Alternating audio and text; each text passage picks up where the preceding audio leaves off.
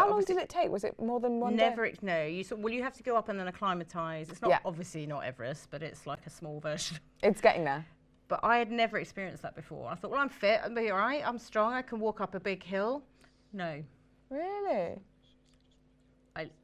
Okay. We literally said we've got so I've climbed Mount Toubkal. So it's literally like a small Everest. Small Everest. I'm going to say Everest because it sounds really massive. It's basically Everest at this point, isn't it? I actually got altitude sickness. So what does that feel like? Well, for me, I just felt like my throat was constricted and I couldn't breathe properly. And you take about 4 or 5 steps and then, I mean, obviously it's not high, but altitude sickness can affect people in different ways. So you can be really, really super fit and still get altitude sickness. It's nothing to do with fitness. Yeah, for sure. It's just about how you... Also, there's no really way to train for that in the UK because we don't have mountains as... Yeah, well, you can have, there's altitude... Oh, we're going to get all technical now. Chambers that you can go train in and things like that, That sounds a bit intense. Chambers, Surely you can just maybe pop a paracetamol and you'll be fine. If you're going to athlete, you're going to go and compete in a high altitude area, you can actually train in these chambers that actually recreate the That's so cool. Well, I mean, if I ever get to that... Well, this could be your new thing. This is the start of a new thing. I'm telling you now. Everest. Watch me next year. Base camp. This is your birthday. That's exactly what you asked for your birthday. I didn't want anything. Was he like shocked? As if you asked for something? He was honestly mortified, I think. He was just like, absolutely not at first. And then he realised that I was being serious and I was like, we are doing this. It's my birthday. You can't say no to me. It's my birthday. Australia. Yeah. That's just by myself. You're not taking a boyfriend. No, this is just my holiday by myself to chill in a hot country. Okay, just want to recap. Because of some technical difficulties, we will be taking a short break and we will be back with you very, very soon.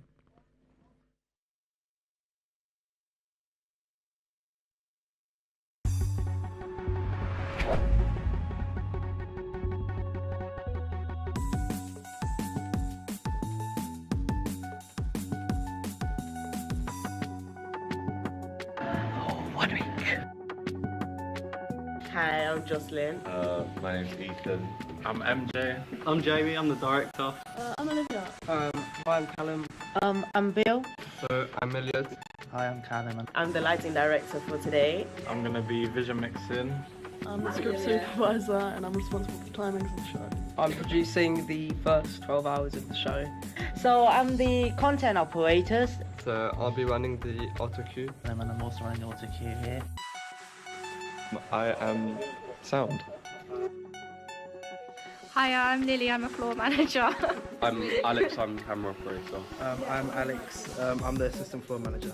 Hi, I'm Louis and I'm another camera operator. I'm Finn and I'm social media manager. I'm Eddie, I'm a lighting assistant. I'm Maisie and I'm doing social media.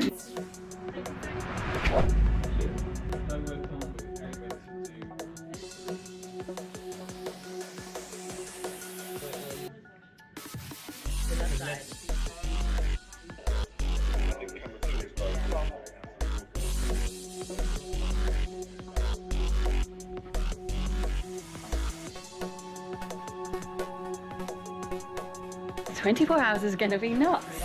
We've got 18 locations across the globe, starting in Sydney, going all the way through to LA, with all of the teams producing 1 hour of live content. Here we go. It's been a good first day. They watch it on YouTube.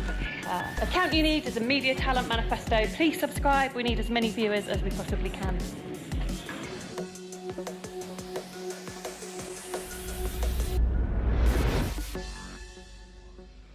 Well, welcome. We have a guest with us, Neve Spikings.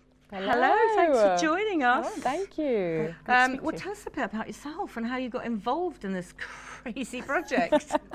Yeah, so I'm Neve. I work for a company called DB Broadcast. Okay. So I'm a senior systems engineer there. And as DB Broadcast, we build sort of production facilities for major broadcasters and content producers. And as you've recently spoken to Marty, we've built Lavera's new facility in Leeds as well. Ah, amazing. So we've get around quite with about. Estonia as well. Yes. Yeah. So how did you hear about this whole thing, this whole broadcast that's going on? I've met many people involved in the broadcast carry and such through the wider industry network. I'm involved with several industry organisations such as RISE, supporting women in broadcast, where I first met many people, and then since then different industry events that I've attended and got to know everyone. Saw the appeal from On Air looking for more people from the industry to help out. So and you were like, that's a little bit sounds of me. good. That sounds good. Always happy to help. I think we've all fallen into this trap of yes, Carrie's. It all seems like the same story, doesn't it? Like, yes. I think she hypnotises all of us. She's got a secret superpower that none of us knew. She's got a way about her, doesn't she? So what's it been like for you, sort of preparing and planning and getting involved? Have you had to give up a lot of time outside of your normal work? It's just having to shift your sleep pattern, really, and then turn up and help out wherever I can. Working on getting the streams up and visible for everyone, making sure they got their confidence feed so they know what's going on, what's going out to where. So helping out where I can. Got a reasonable engineering background, hopefully. So, chipping in where needs extra work. So, yeah. And how have you found these lovely Ravensbourne students? Are they ready? They're confident and they seem very capable. They've been trained well. Have they been trained well? Yeah. It's great to see. Great to see. Good. And so, tell us a bit more about what you did with RISE or your time at RISE. Yeah, so I was part of the mentoring scheme. So I was a mentee on that scheme a couple of years ago. So signed up and it was a 6-month program, and I went in, having certain ideas about what I wanted, thinking that other things wouldn't necessarily be as important, but building the network and then my confidence as well that I built throughout that was fantastic. And my mentor was great as well. We're still in touch these days.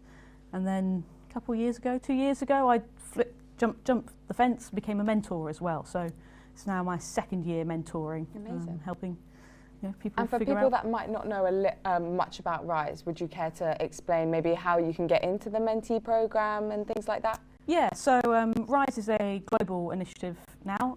So they run schemes all over the world. So I was involved in the UK scheme, but they have ones in Europe, ones in in Asia and in the Americas now. So typically once a year they open up applications.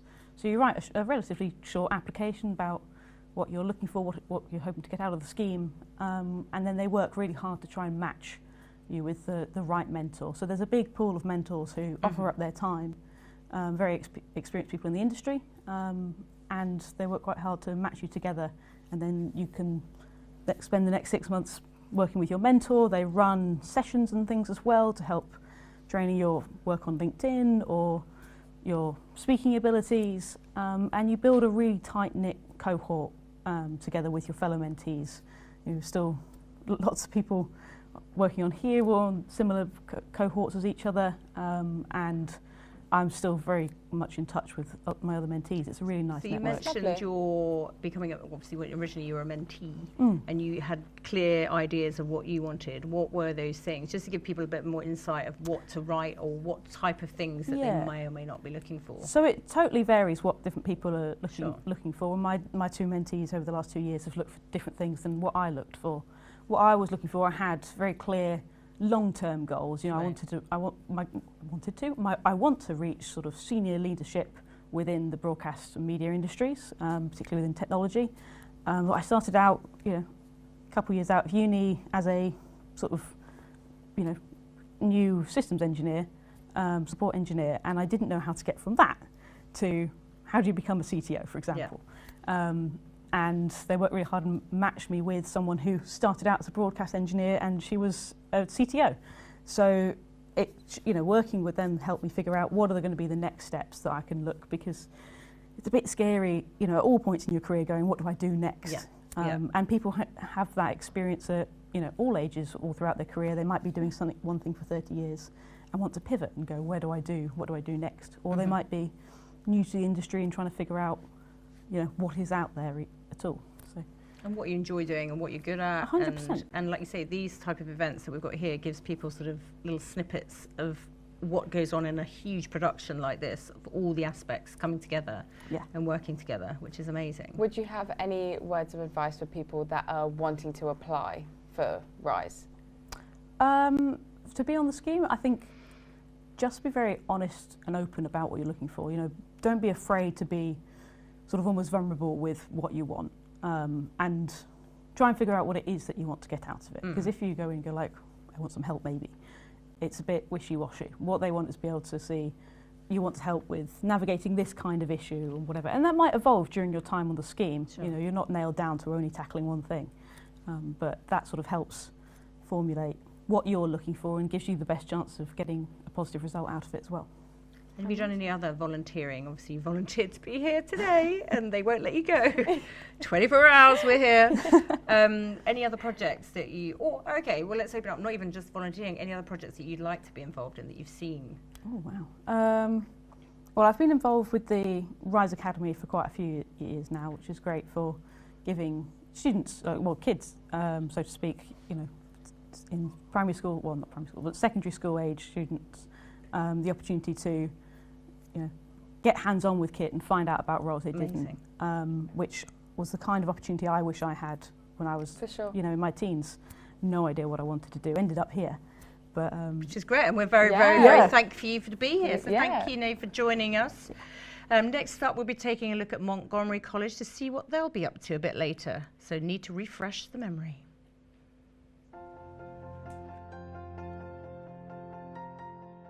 I'm an immigrant from Pakistan, navigating the new environment, education system. It was totally different from my education system. Montgomery College helped me develop my confidence because of its welcoming and diverse environment.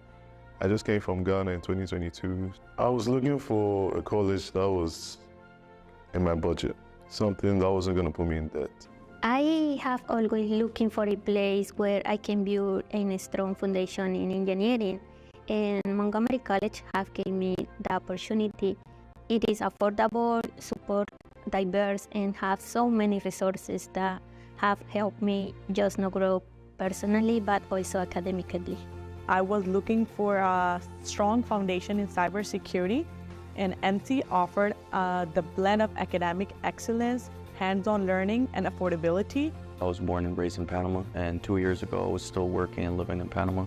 I just wanted something that was affordable that I could study at. So in Montgomery College had a major that specializes, has a cybersecurity lab, and also specializes as a very well-developed cybersecurity program. So I knew that Montgomery College was the right choice for me.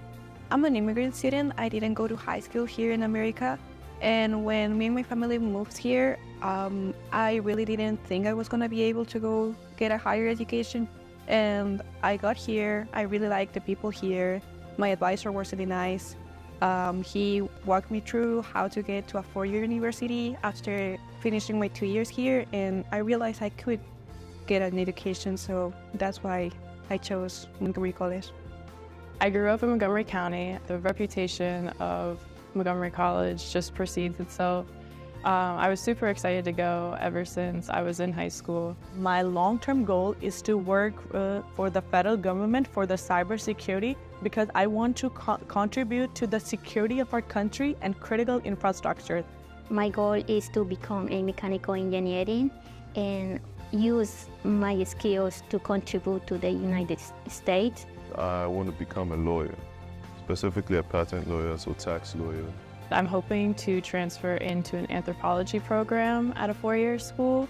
I'm super excited about everything anthropology, whether it's research or field work or anything. I just want to help out in teaching English and in cybersecurity in Latin American countries. I plan on being an accountant, specifically working in auditing. My main goal is to create my own firm and employ more immigrants in the future too. MC really opened my eyes to the future.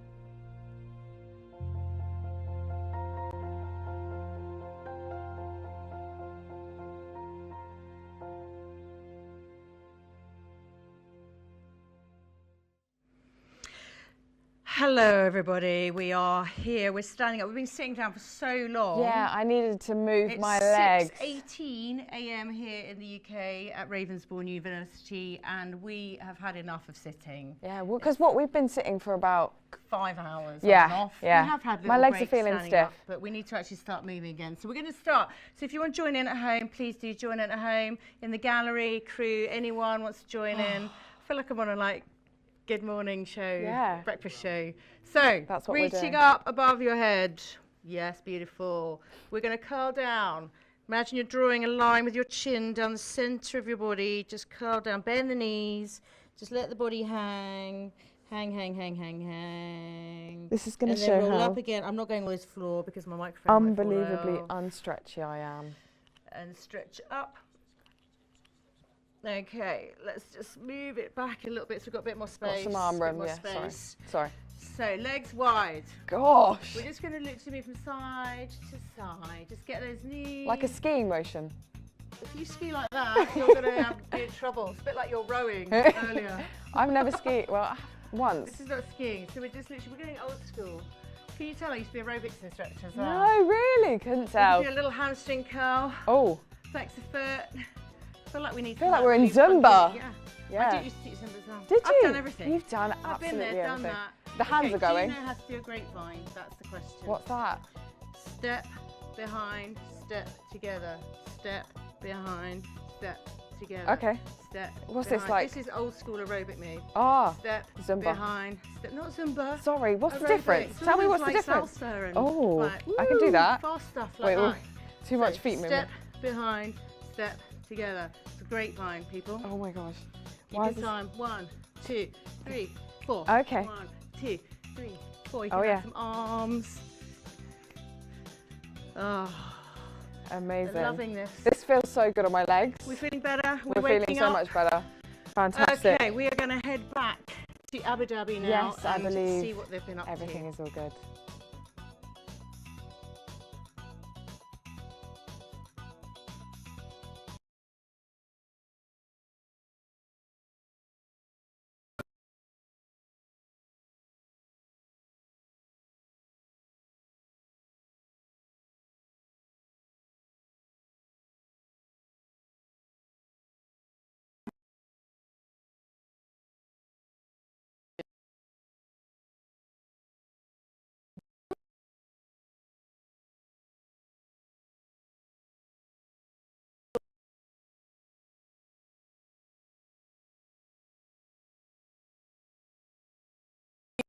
Daria Tarasova Markina from the University College Dublin looked back home for her piece, Changed by the War. More than 6 million Ukrainians have left the country because of the war. Those who stayed try to live their lives, but they will never be the same. The war has changed them forever. Ніхто навіть і не думав, що буде так. Так буде важко. Дійсно важко.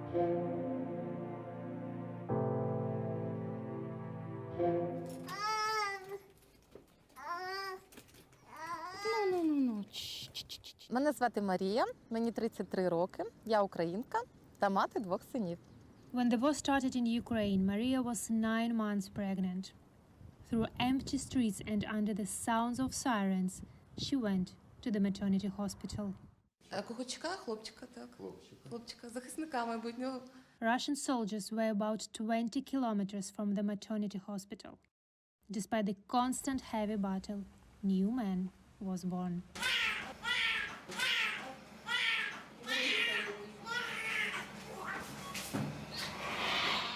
Звичайно, залишаюсь в Києві. Я не збираюсь покидати Україну. Вдома будемо. Будемо чекати кращих часів, що все буде добре. Мені здавалося, що це таке, знаєте, якісь, вони зайшли, ми їх всіх поклали і все. І на цьому все скінчилось. Ніхто навіть і не думав, що буде так. Так буде важко. Дійсно важко. І морально, і фізично. After almost 2 years of brutal war, She still raises her children in Ukraine. Я взагалі не розумію, як я можу жити десь в іншій країні, де інші правила, інші звички, інші традиції.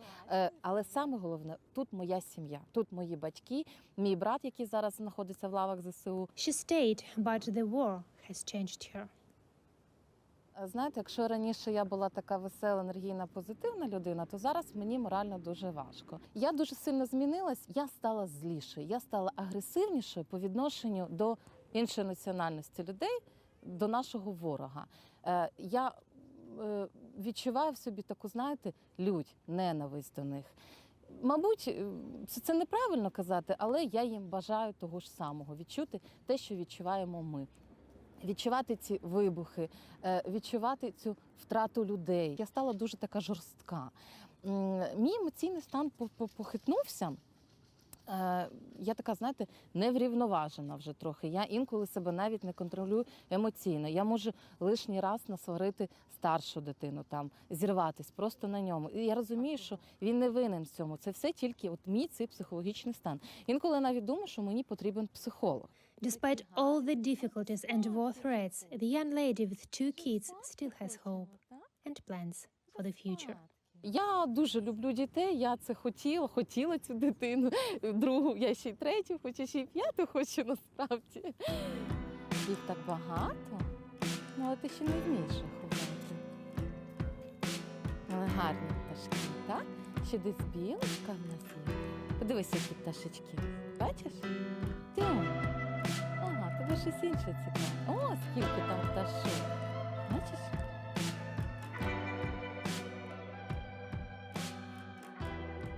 Все одно діти повинні народжуватись. Тобто навіть якщо війна, це теж майбутні захисники, це за наше майбутнє. Тому якби дітей треба народжувати. Such a strong piece. Daria is joining us from Kiev. Now, for our students watching, what advice would you give about working on a story that's very personal? Hey, good morning. Thank you for having me. Well, I mean, my motto was like, love it, think about it, and talk about it. Probably this is the best advice. If you don't like your story, no one will. So I loved my story. I actually believed in it. I was ready to talk about it 24/7. I was thinking about it constantly, whether I was watching movies or reading books. And maybe this is the best advice. Just think about it, live with your story, because this is your baby. And if you want to deliver it, if you want to do it as best as possible, just, yeah, you have to be passionate about it. And do not be afraid to be criticized. Share your ideas. I was lucky to have an amazing classmates. We shared the ideas. We were chatting a lot. We criticized each other, but also we gave a lot of amazing advices to each other. So yeah, don't be afraid to tell about your ideas, to show your story. And when the story is ready, to show it to someone whom you really do respect. I showed my story to the journalists. I asked them, okay, what do you think about it? Shall I improve something? Shall I change something? So don't just think that, oh my God, this is my story. It should be like inside myself. I won't show it to anyone. No, just have more voices. It's really good. Maybe the last advice and the best one, just have fun. I mean, have fun. I was so happy when I did this project. It was the best maybe time during this war, actually, because you do something good. You do something that you really like to do. So enjoy it. Yeah. And can you tell me a bit more about what was the most challenging part about producing this piece? Everything was challenging. But first of all, timing, it's never enough. I mean, I had my own deadline and it was like about 2 weeks before actual one. And I thought, oh my God, I have every minute in the world. That's not true. That never works. It's never enough. I mean, so timing, it was something very challenging. Music, I spent a lot of time, not days, but weeks to find appropriate music, something that I really liked, something that I could use so it could be aired. I spent a lot of time to find proper words because English is my third language. So for me, it was very important to find like proper phrases. That's why I had the whole like list with the words and phrases and idioms that I liked. And I was thinking, okay, I can use this one or maybe this one. And then sometimes it did not work. So I spent a lot of time to working on my script and I changed it a lot. So yeah, maybe timing, music, and script. That's something that was quite difficult for me. Amazing. Thank you so much, Daria. Now, farther to the south, in Erbil, Academy graduate Ahmed Jalal Mohsen highlighted the struggles of an Iraqi fisherman whose livelihood is now at risk due to drought.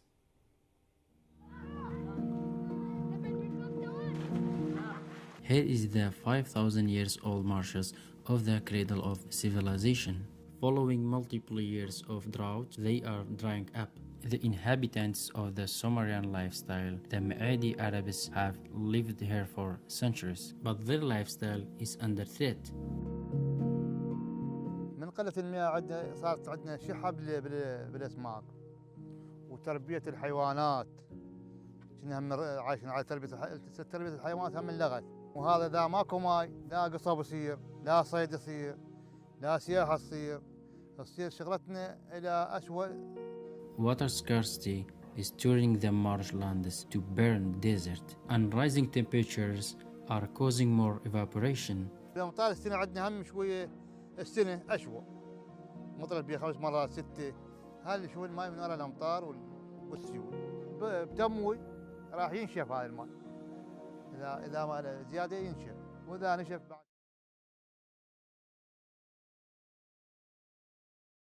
Of Iraq's land is under threat. Annually, Iraq loses around 100 square kilometers of its farming lands. Besides the economic consequences, water scarcity has increased climate-induced migration. According to an IOM report, more than 140,000 individuals have been displaced. The majority of them are from southern Iraq. لا ماكو ماي يسوون باقي، ماكو عيش هنا.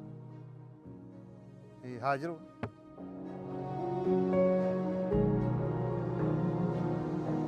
Ahmed is a buffalo shepherd. He is currently not generating any profit, and he is afraid of having to leave his buffaloes behind and seek another livelihood.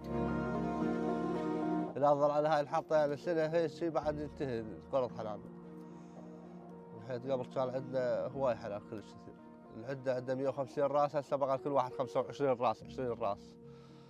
يعني نظل هنا نقول الله كريم، يعني بالكل اللي يتغير الوقت يعني. هالظل العيش منا لما نقدر أخير وحدة نبيعها ونمشي. 80% of Iraq's water comes from Turkey.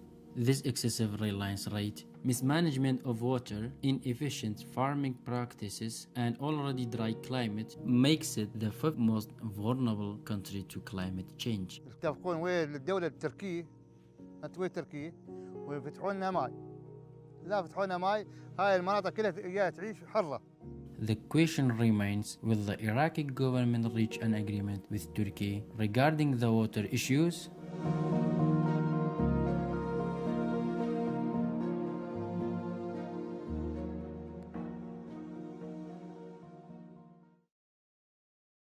Cohort fellows, Fatima and Rana. Don't go anywhere.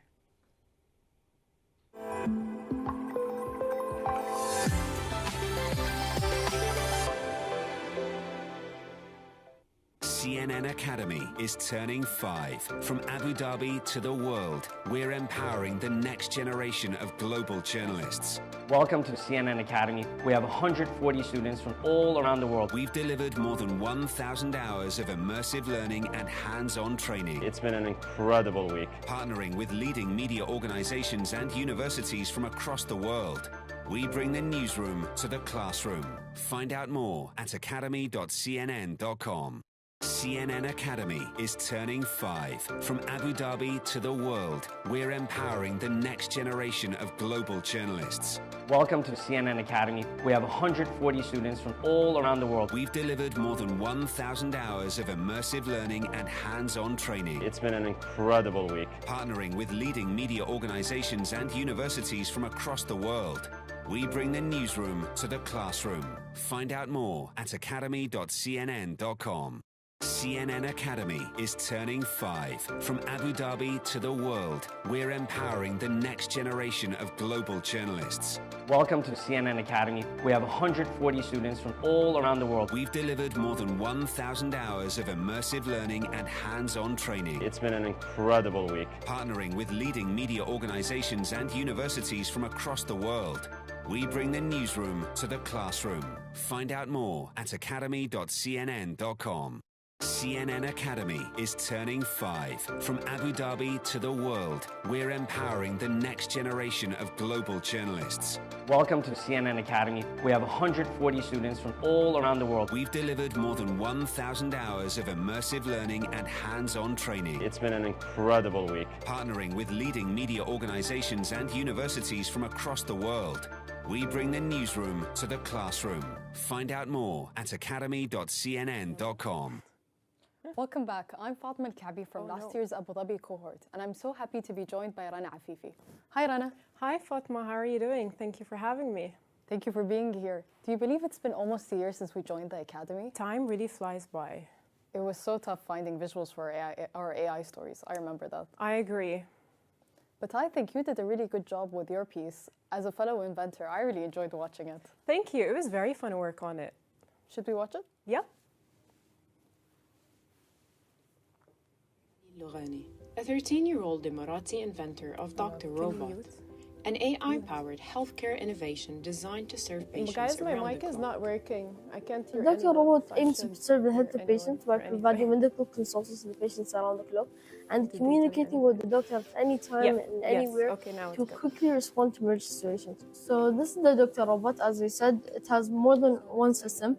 It has 4 systems: the moving, the Dr. Robot itself, the controlling system where you can talk to the doctor anywhere, and also the security mechanism. Dr. Robot has received 20 awards, and Ali has earned over 85, with his latest being the best innovation in AI and robotics at America's Top Young Innovators 2024. For Ali, this reflects his belief that the younger generation is shaping the future with AI. We're the ones that are coding AI. And if you code it in the way that it will ruin the world or hack things or do bad things, of course it will take over the world.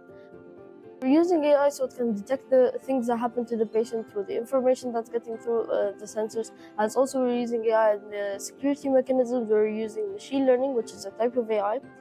Dr. Robot is now in its 5th generation. Ali was inspired to create Dr. Robot when his great-grandmother was hospitalized with COVID-19. Becoming its first patient and starting his journey into AI. The problem is, as I said, no one would take care of her. Even nurses were busy in the hospital because of the COVID virus. Why not build something that's connected and lower the pressure on hospitals, as also take care of every single patient around the world? Ali began inventing around the age of 6 and encourages kids his age to believe in themselves and to learn from their surroundings. When I was young, I would love to invent. I would take the toys, open them up, check what's inside, how can I move things around, and then I would put it back together, see how it works, and learn from that. That's inventing for me.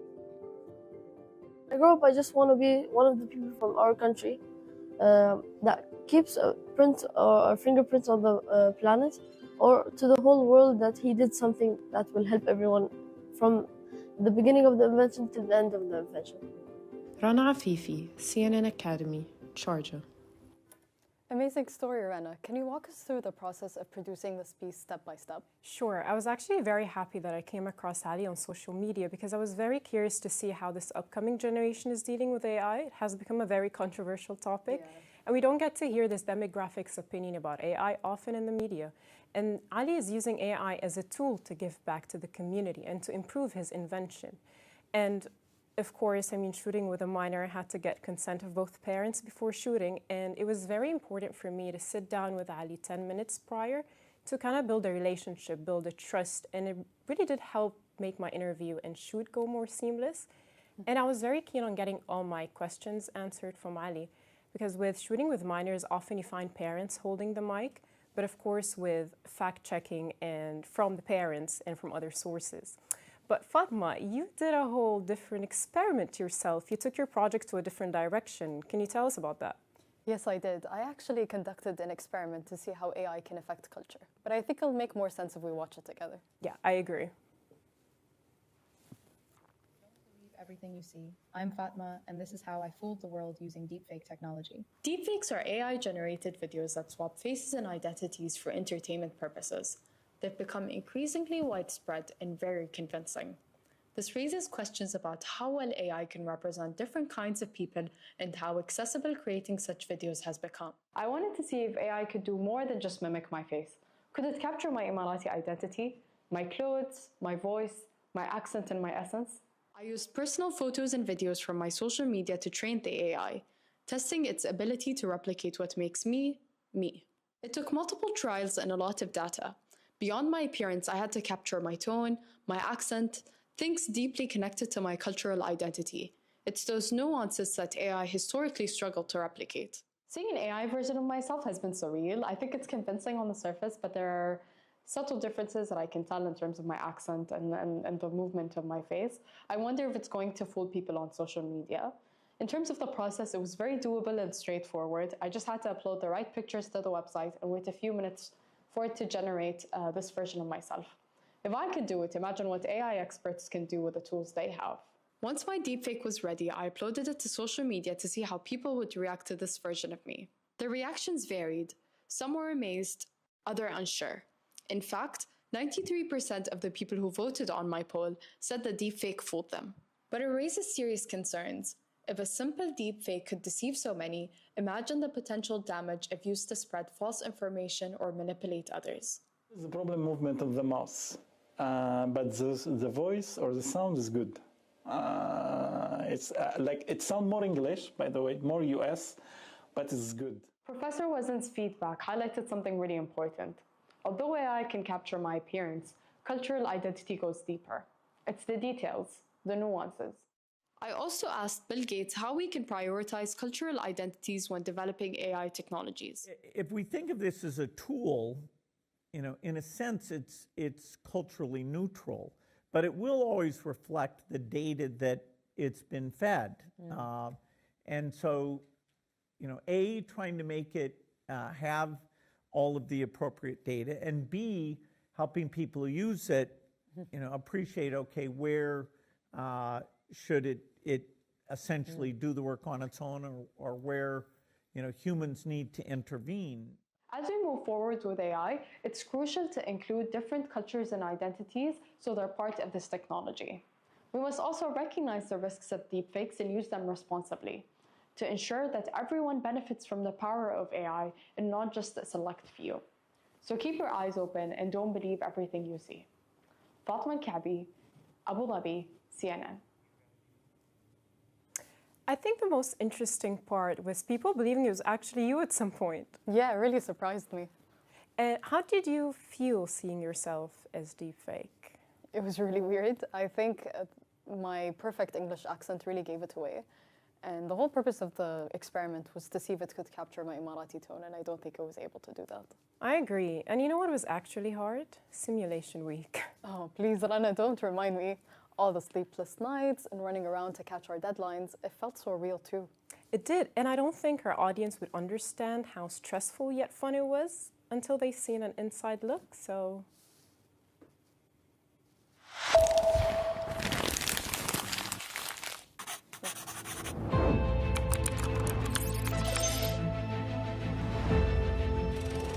Welcome to the 2024 CNN Academy Simulation Week. This year, we're all about AI, storytelling in the age of AI. We have 140 students from CNN Academies all around the world have gathered right here in Abu Dhabi. They're going to be working throughout the next 10 days uncovering the story at the heart of the simulation scenario, and producing content that is engaging and that resonates with a global audience.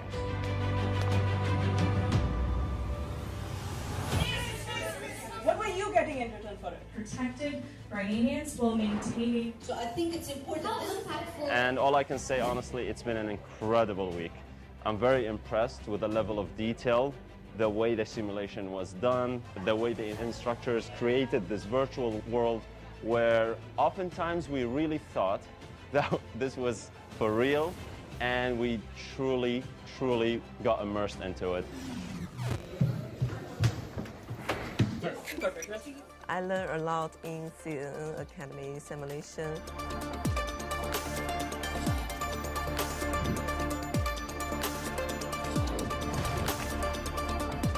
So new things I've learned include being an ethical journalist and how to source materials, how to verify sources, and most importantly, create a new story that is very engaging to an international audience.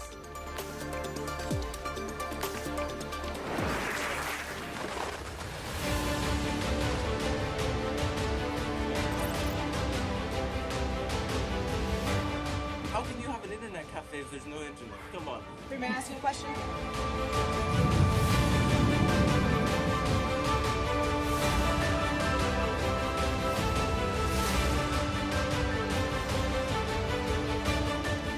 اليوم هنا مدينة وهمية عشان نعيش تجربة الصحفي ونعرف كيف نغطي الأحداث ونتحدى الصعوبات اللي يواجهها كل صحفي في الأماكن اللي يصير لها عشان نغطي الحدث معين. Right now we are here. Okay, start like that. Okay, to work action.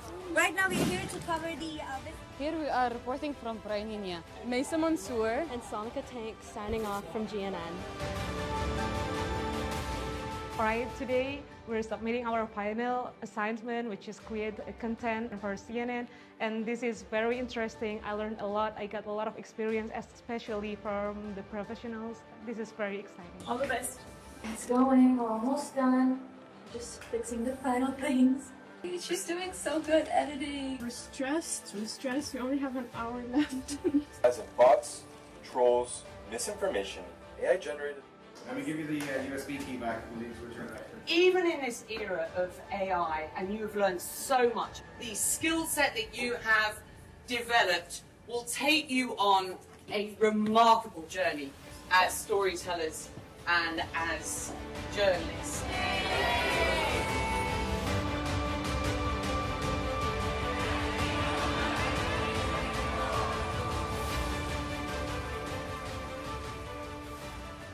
We talked about AI and the future. Now let's take a step back, 5 years back to be exact. Xander is up next after the break.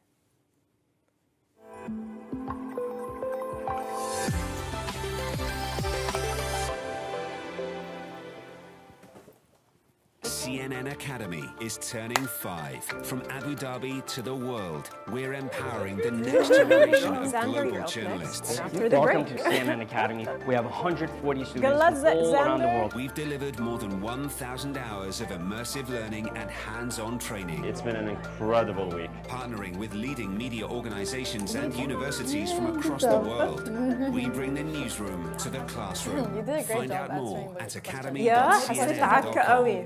CNN بجد؟ Academy is turning 5. From Abu Dhabi to the world, we're empowering the next generation of global journalists.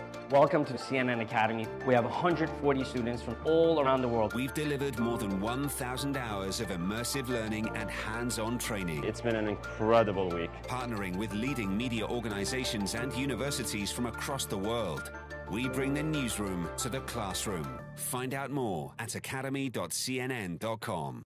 CNN Academy is turning 5. From Abu Dhabi to the world, we're empowering the next generation of global journalists. Welcome to CNN Academy. We have 140 students from all around the world. We've delivered more than 1,000 hours of immersive learning and hands-on training. It's been an incredible week. Partnering with leading media organizations and universities from across the world, we bring the newsroom to the classroom. Find out more at academy.cnn.com. CNN Academy is turning 5. From Abu Dhabi to the world, we're empowering the next generation of global journalists.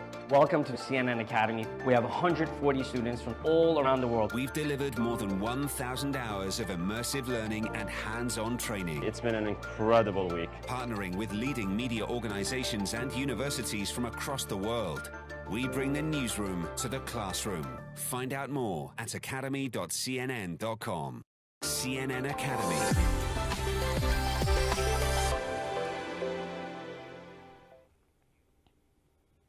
Welcome back to the CNN Academy live show. I'm Alexander Christou from the 3rd Academy cohort. And what do now? I'm part of a graduate training program at The National, an English language news outlet here in the UAE. This year, we're marking 5 years of CNN Academy, but it all started somewhere. Let's take a trip down memory lane to some of the early pieces produced under tough conditions during the pandemic.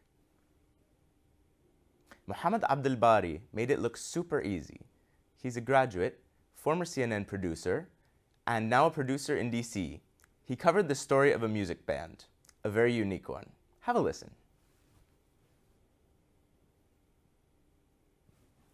Harsha to me means an explosion of energy, craziness, and that euphoria with that excitement.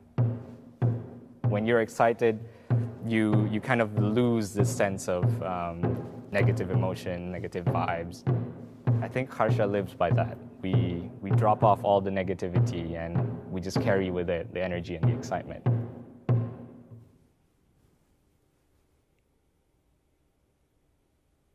The specific type is called wadaiko, or Japanese drumming.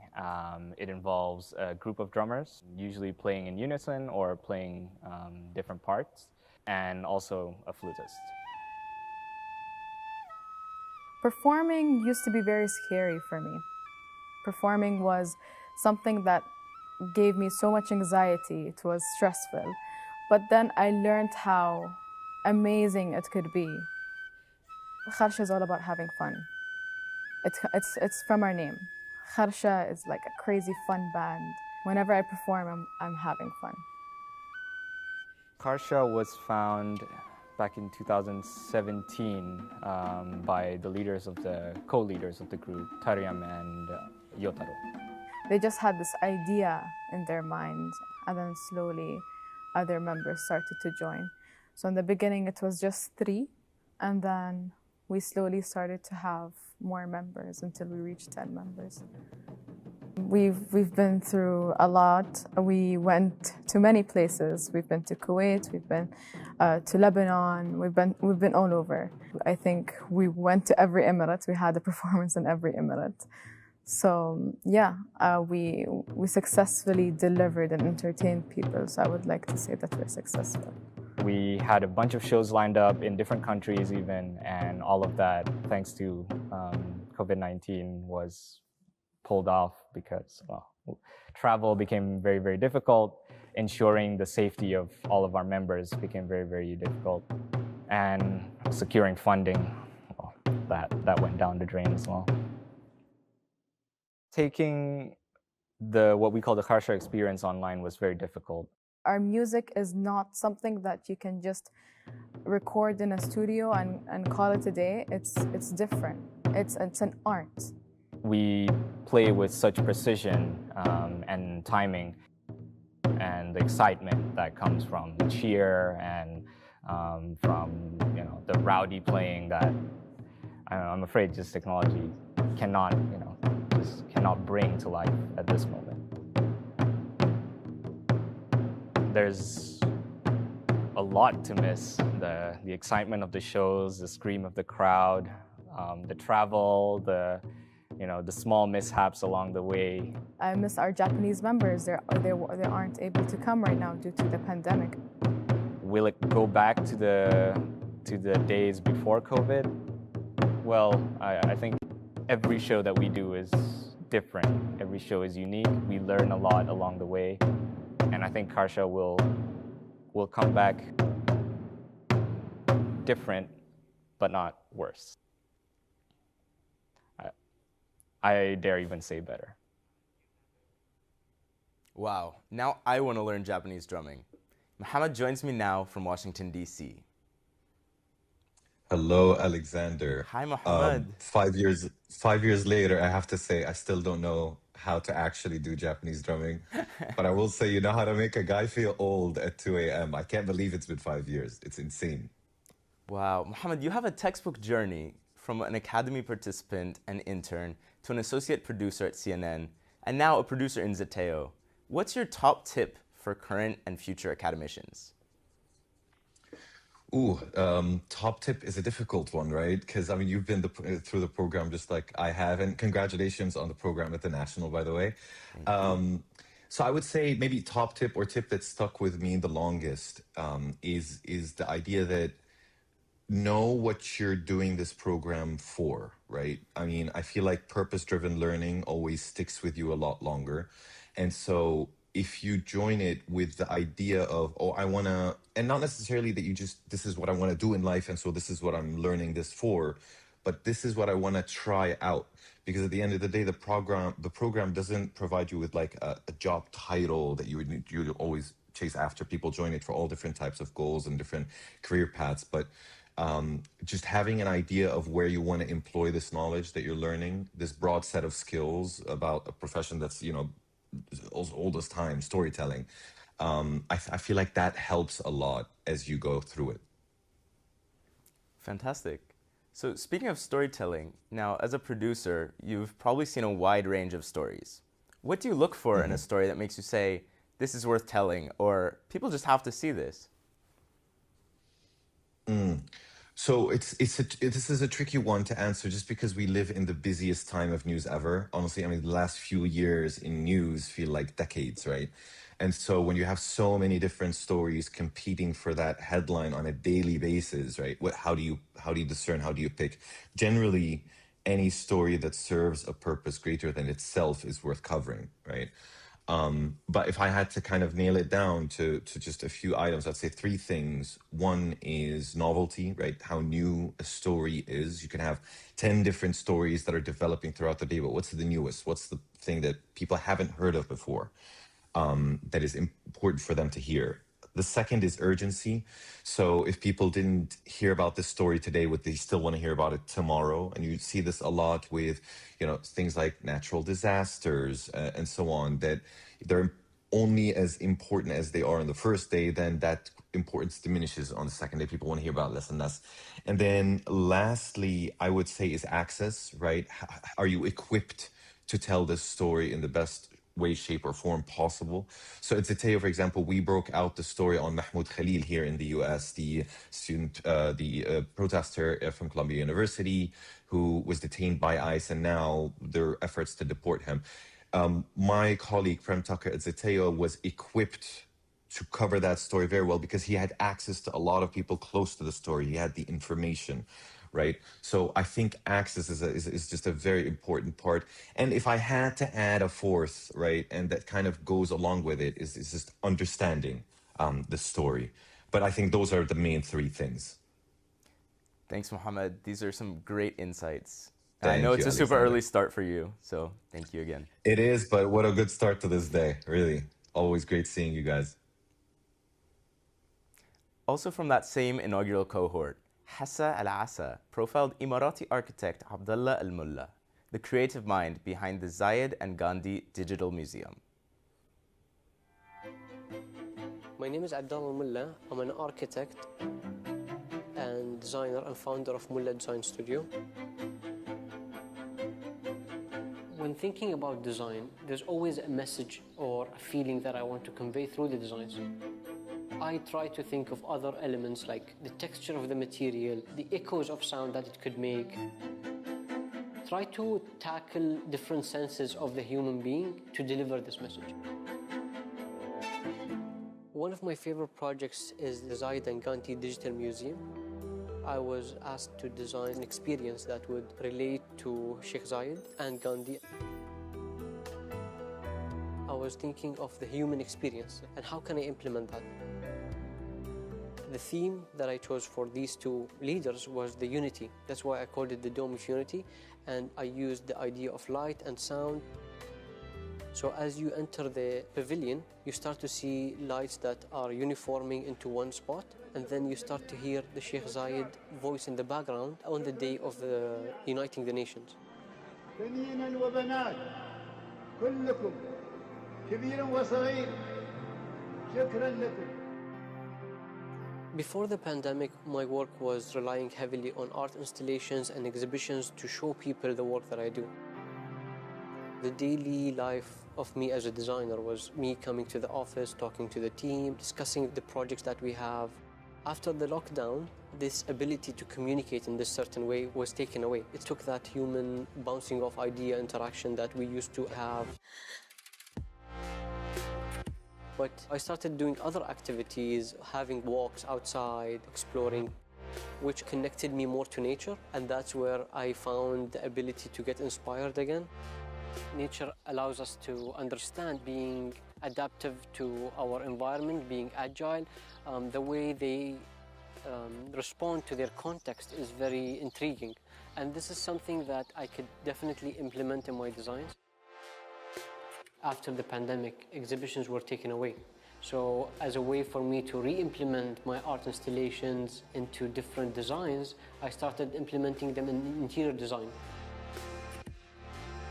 This way it allowed me to create more permanent projects. So in a way, being agile and taking this pandemic situation into my advantage of having more permanent pieces that goes into commercial spaces.